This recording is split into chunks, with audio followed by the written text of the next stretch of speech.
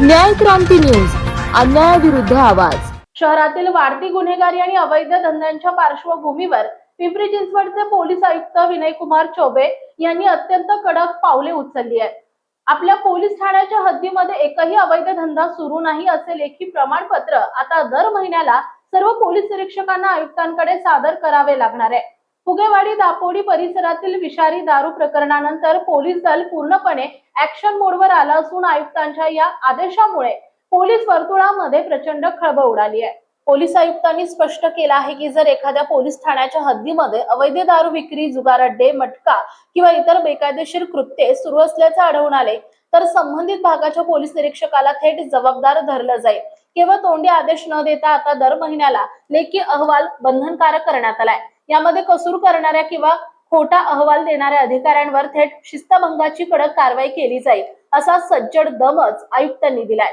Police आयुक्तांच्या या निर्णयाचे नागरिकांनी वरकरणी स्वागत केले असले तरी ग्राउंड लेवलवरील भीषण वास्तव अत्यंत वेगळे आणि धक्कादायक आहे। पोलिसांकडून नेहमी माहिती देणाऱ्याचे नाव गुप्त ठेवले जाईल असं जाहीर केलं जातं, मात्र प्रत्यक्षात स्थानिक पोलीस ठाण्यातील काही भ्रष्ट अधिकारी आणि कर्मचारी जेव्हा अवैध धंदेवाल्यांकडे वसुली किंवा तोडपाणी करायला जातात तेव्हा थेट अमुक एका नागरिकानं तुझ्या विरुद्ध तक्रार केली आहे असं सांगून स्वतःचे हात धुवून घेतात। स्वतःचे खिसे भरण्यासाठी पोलीस थेट तक्रारदारालाच गुंडाच्या समोर उघडे पाडतात।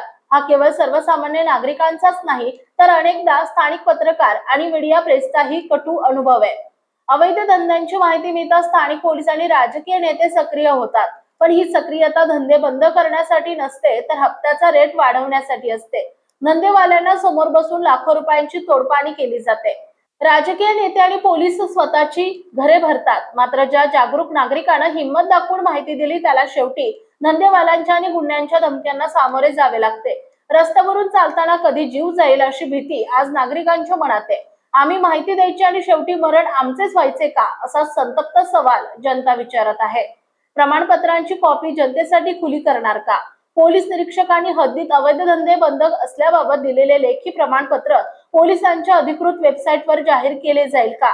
ते जनतेला दाखवले तरच लोकांचा पोलिसांवर खरा विश्वास बसेल। माहिती लीक करणाऱ्या पोलिसांवर मोक्का लावणार का? गुन्हेगारांना तक्रारदाराचं नाव सांगणारे पोलीस हे गुन्हेगारांचे साथीदार आहेत। स्वतःचे घर भरण्यासाठी नागरिकांचा जीव धोक्यात घालणाऱ्या अशा भ्रष्ट पोलिसांवर थेट निलंबन किंवा बडतर्फीची कारवाई कधी होणार? खोटा अहवाल देणाऱ्या अधिकाऱ्यांवर नेमकी काय कारवाई होणार? अनेकदा पोलीस अधिकारी सगळे बंद आहे असा अहवाल देतात, पण प्रत्यक्षात गल्लीबोळात धंदे सुरू असतात। वरिष्ठ अधिकाऱ्यांनी छापा टाकून धंदा पकडला तर खोटा अहवाल देणाऱ्या पोलीस निरीक्षकाची केवळ बदली होणार की कठोर शिक्षा? थेट आयुक्त कार्यालयात गुप्त तक्रार करण्याची व्यवस्था नाही का?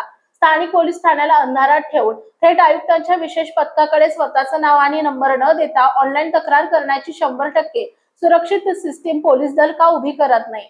हद्दीतील राजकीय दबावाला पोलीस कसे तोंड देणार?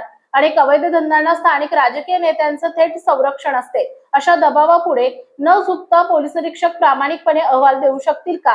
राजकीय दबावापासून प्रामाणिक पोलीस अधिकाऱ्यांना संरक्षण देण्यासाठी आयुक्तांची काय योजना आहे?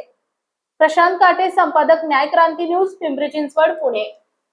आपल्या परिसरातील बातम्या पाहण्यासाठी चॅनलला सबस्क्राईब करा, व्हिडिओला लाईक करा आणि बेल आयकॉन दाबायला विसरू नका।